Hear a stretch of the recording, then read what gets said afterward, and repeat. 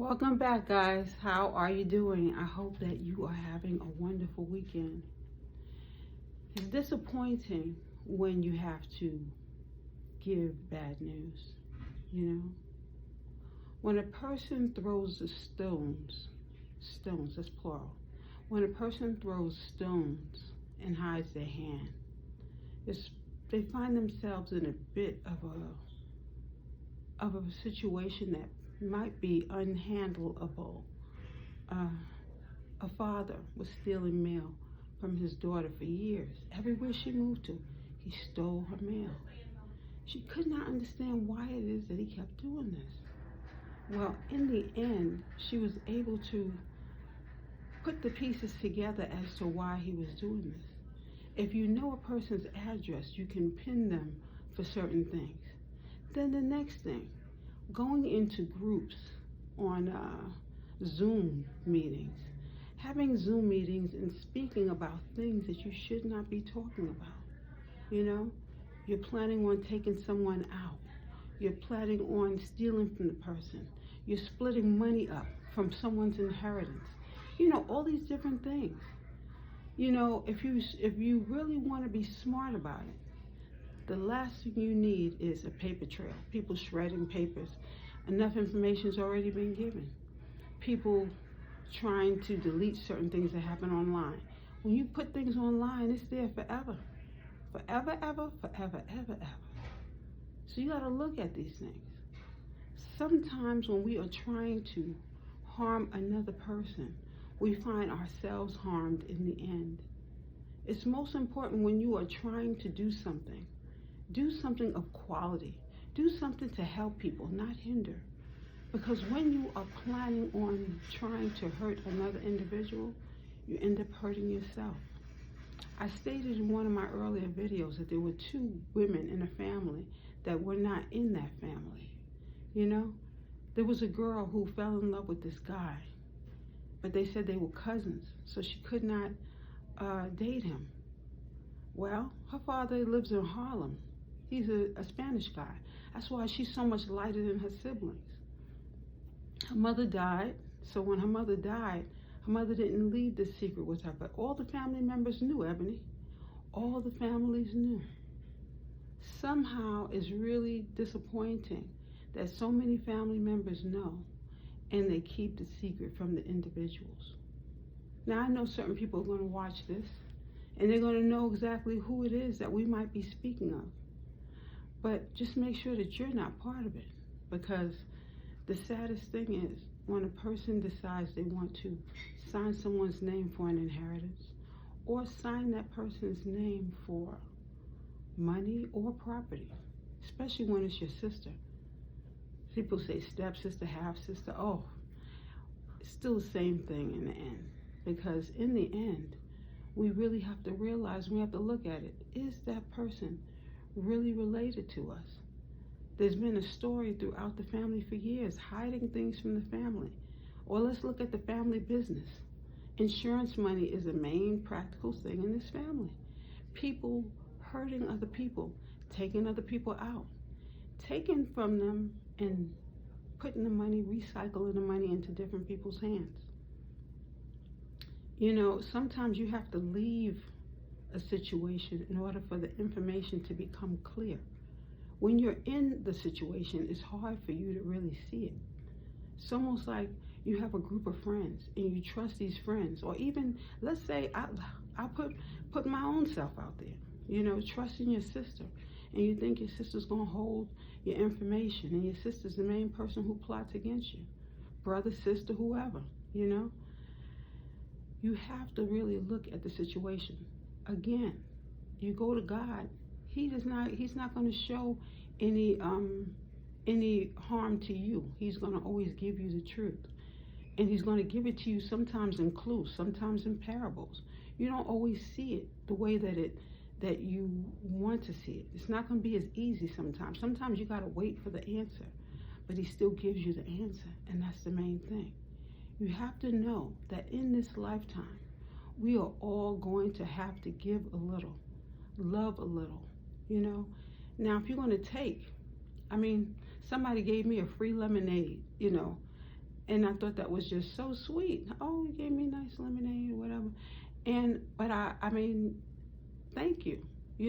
That's what I could say is thank you. Because you give a lot, and sometimes you're not supposed to be looking for something to come back to you. But when something good comes, it's like, oh, that's so sweet. Thank you so much. You thought of me. You have to really put things in perspective. Are we hurting others, or are we giving? Are we takers, or are we givers? Are we selfish people, or are we selfless people? Now, sometimes a person let's take a minister. He might go to the podium with his glasses on and his kufi or what have you, whatever he's wearing. We're only looking at the outside. We have to look at the inside as well. Sometimes a guy will look at a girl, he's like, oh, she's so pretty. And he'll accept her beauty and not work on finding out who that person really is. We have to be able to know what it is that we're working with. It's most important that we invest in those who we feel we are trying to work with. You meet a person today and you get to know the person. You can't just look on the outside and say, oh, and then some people are intimidated by others, all because of a platform or what have you.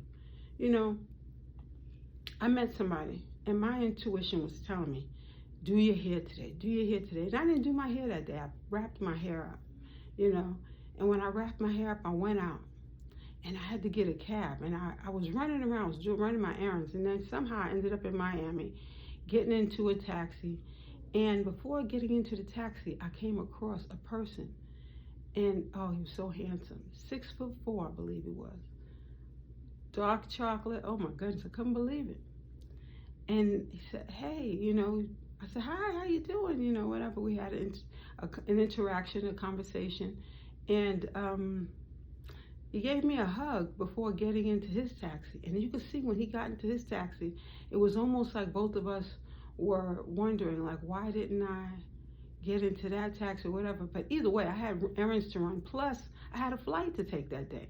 So I could not get into it with him, but you could tell. It was like, dag, the least you could have done was exchange numbers, but we didn't do it. It's one of those shoulda, coulda, woulda moments. And sometimes those things are meant to happen. You know why? Because God is working on certain situations for you. God doesn't play checkers. He plays chess.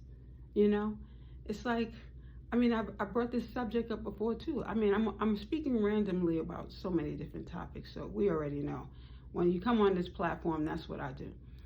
Either way, it's like sometimes you wish you had done certain things, but sometimes, you know what? You have to look at the fact that perhaps God is working it out for you in a whole different way. Perhaps He's giving you these examples specifically so that you can learn from them. Maybe you'll appreciate these moments even more so and do something different next time. But you're never going to be prepared for everything. So you have to appreciate each moment as they come along.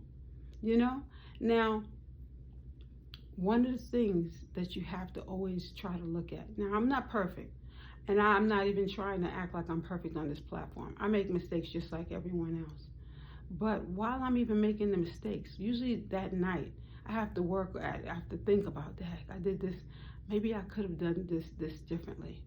And then I try to, work on my affirmations and figure out maybe tomorrow will be better. Maybe I will make fewer mistakes tomorrow than I did today. And that's just a goal that I try to live by. I'm not going to say that I won't make a mistake today.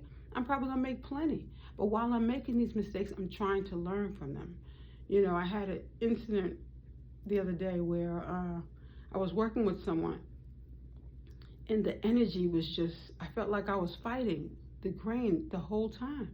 So I had to take it back. I had to, I had said, listen, I cannot deal with the stress, and I'm saying this thing, repeating this, and telling the person that, you are really doing too much.